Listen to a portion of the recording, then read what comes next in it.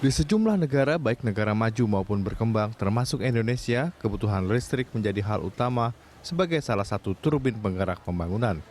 Pembangunan sektor kelistrikan di Indonesia terbilang cukup berhasil, meski beberapa target belum tercapai, dan pertumbuhan konsumsi listrik cenderung melambat dalam beberapa tahun terakhir, terlebih saat ini di masa pandemi COVID-19. PT Perusahaan Listrik Negara atau PLN Persero sudah menetapkan kriteria proyek listrik 35 gigawatt yang akan dilanjutkan dan yang tidak dilanjutkan di tengah pandemi wabah corona. Sejumlah proyek pembangunan listrik akan ditunda, namun ada beberapa yang tetap berlanjut guna menyikapi atas dampak wabah corona terhadap permintaan listrik nasional yang turun drastis sehingga mulai mengganggu keuangan perseroan. Direktur Utama PLN, Zulkifli Zaini menyatakan, dalam rencana umum penyediaan tenaga listrik memproyeksikan pertumbuhan demand sampai 8%, namun akibat wabah corona, pertumbuhan konsumsi listrik saat ini hanya sekitar 4,5%. Untuk itu, demi melakukan efisiensi, maka beberapa proyek listrik terpaksa harus diundur. Sektor kelistrikan merupakan kebutuhan vital bagi masyarakat. Berbagai tantangan perlu diselesaikan untuk memberikan kepastian proyek kelistrikan tetap jalan. Pemerintah dan PLN perlu menjaga kemampuan finansialnya agar tetap mampu membiayai kebutuhan investasinya. Tim Liputan Berita 1. Pemirsa, menakar keuangan PLN, itulah topik Morning Talk kita pagi ini, dan untuk membahasnya kita sudah hadir di studio Direktur Eksekutif Institute for Essential Services Reform (ISR), Fabi Tumiwa. Selamat pagi Pak Fabi. Selamat pagi. Apa kabar? Baik.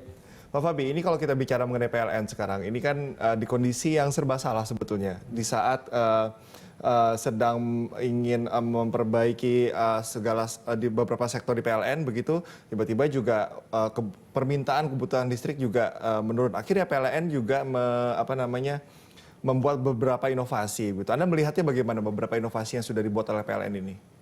Ya, kita harus akui bahwa PLN memang ada dalam satu kondisi yang sulit. Okay. Ya. Di satu sisi bisnis utama PLN itu kan jualan listrik, ya. Dan itulah sumber pendapatan utamanya PLN yaitu penghasilan atau revenue dari hasil penjualan listrik. Nah, kalau kita lihat kondisi dalam satu semester terakhir, satu semester pertama di 2020, penjualan listrik PLN itu mengalami tekanan yang cukup besar. Ya, nah misalkan kalau dibandingkan dari data yang ada, sepanjang semester 1 2020 itu penjualan PLN itu hanya tumbuh kira-kira 0,9%, kurang dari 1%. Nah, padahal tahun ini ditargetkan paling tidak bisa tumbuh di atas 5%. Ya. Artinya memang dari sisi cash flow PLN itu mengalami masalah, ya, karena bebannya kan tidak berkurang. Permintaan listrik menurun, tetapi biaya untuk penyediaan listriknya juga tetap. Ya, bahkan mungkin kecenderungannya meningkat karena kita lihat pada awal-awal tahun kan sempat ada kenaikan kurs penurunan nilai tukar rupiah terhadap dolar, ya. Dan ini juga sangat mempengaruhi kondisi PLN. Jadi PLN ada dalam situasi yang tidak enak sebenarnya, ya. Nah, di masa COVID ini juga kita tahu bahwa pemerintah memberikan berbagai insentif, ya. Ada insentif untuk pemberian subsidi listrik rumah tangga dan diskon. Kemarin kita dengar juga diberikan diskon bagi industri dan pelanggan bisnis yang terkena dampak. Ya, sampai ada 3 triliun. 3 triliun nilainya, sebelumnya juga seperti itu. Jadi kita tahu bahwa PLN di masa yang sekarang revenue-nya sudah semakin berkurang. Dan akan berkurang lagi karena kebijakan-kebijakan pemerintah. Walaupun kita tahu bahwa kebijakan pemerintah dalam bentuk subsidi dan insentif untuk pelaku usaha dan rumah tangga nanti akan dibayarkan, tetapi dibayarkannya itu kan nanti. Ya. Nah, kondisi PLN sekarang itu menurut saya adalah cash flow. Itu yang mereka agak kesulitan juga. Oke, artinya cash flow yang dikeluarkan 2018 itu untuk cash flow di 2018 juga? Oh enggak, cash flow yang sekarang kan artinya PLN kan tetap harus beroperasi, ya, membayar tagihan-tagihannya, dia harus bayar biaya bahan bakar, dia harus bayar kontraktor yang mengerjakan pekerjaan-pekerjaannya, dia harus bayar staf-stafnya.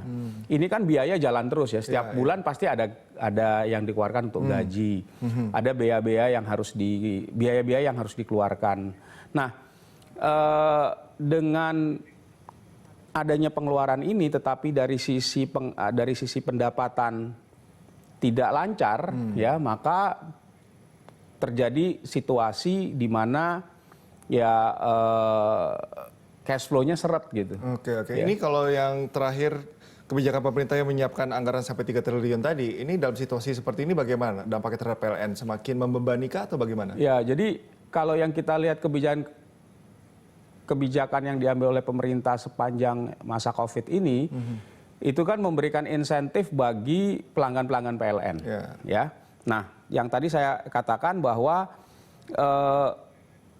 pemerintah pastinya akan membayar itu, ya, tapi tidak dibayar sekarang.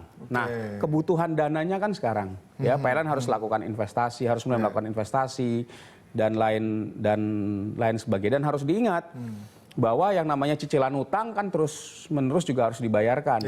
PLN punya, kalau saya nggak salah, hutang jangka pendeknya itu sekitar 150-an triliun. Artinya kalau kita bagi 150 triliun setiap bulan aja, ya berarti kalau utangnya dibayarkan setiap bulan, ya udah kira-kira udah lebih dari hampir 15 triliun per bulan ya. Nah, ini kan uang yang dibayarkan terus, belum biaya-biaya yang lain. Oke. Ini kalau misalnya kita bicara lagi mengenai beberapa inovasi, diantaranya kan ada juga program 35 gigawatt yang juga diundur nih di masa COVID-19 ini. Menurut Anda apakah sudah tepat, dan sebetulnya program mana saja yang sebetulnya sebaiknya diundur di masa seperti ini untuk menstabilkan PLN juga? Ya, jadi untuk merespon situasi yang berkembang ini memang PLN saya lihat melakukan beberapa inovasi kebijakan, manajemen di dalamnya ya. Salah satunya adalah melakukan efisiensi. Ya. Memang dari sisi efisiensi itu saya kira PLN cukup berhasil ya untuk menekan biaya dan lain sebagainya. Yang kedua, itu masih ada program-program pemerintah yang terus berjalan. 35.000 itu program pemerintah 2015 ya. Dan pembangunan pembangkit listrik yang secara bertahap sudah mulai masuk ya. Jadi kalau sekarang kalau saya tidak salah hanya tinggal 5% pembangkit listrik yang belum dibangun. Gitu. Jadi itu saya kira masih bisa menunggu. Tetapi yang sudah dibangun ya terus berjalan. Memang ada sejumlah pembangkit listrik yang sudah mengatakan bahwa mereka akan tertunda karena COVID ini. Jadi yang tadinya mungkin masuk akhir tahun itu bisa tertunda sampai dengan 6-8 bulan. Jadi masuknya bukan akhir tahun ini tapi akhir tahun depan. Nah, tentunya penundaan-penundaan ini di satu sisi juga bisa membantu PLN, ya, karena artinya kalau tidak langsung COD, ya, dengan kondisi di mana permintaan listrik yang saat ini tumbuhnya sangat rendah, yang tadi saya katakan semester 1 itu 0,9%, ya, kemungkinan mungkin kalau sampai akhir tahun bisa tumbuh dengan angka 2% sangat bagus, tetapi proyeksinya kan 5%, ya, nah, atau yang dicanangkan di awal itu adalah 5%. Kalau pembangkit ini masuk sesuai dengan schedule, maka yang akan terjadi oversupply. Nah, di dalam kontraknya PLN harus bayar listrik yang nggak bisa dia jual gitu. Nah, tentunya keterlambatan ini di satu sisi ya blessing in disguise bagi PLN ya. Dan ini ya membutuhkan kehati-hatian juga agar kalaupun itu tertunda, artinya tetap kita harus pastikan keamanan pasokan listrik itu bisa tetap terjaga. Keamanan pasokan listrik juga ini kan menjamin pemerataan pasokan listrik di seluruh Indonesia juga bisa merata. Nah, kita akan bahas itu usai jeda, Pak Fapi, dan Pak Bisa tetaplah bersama kami.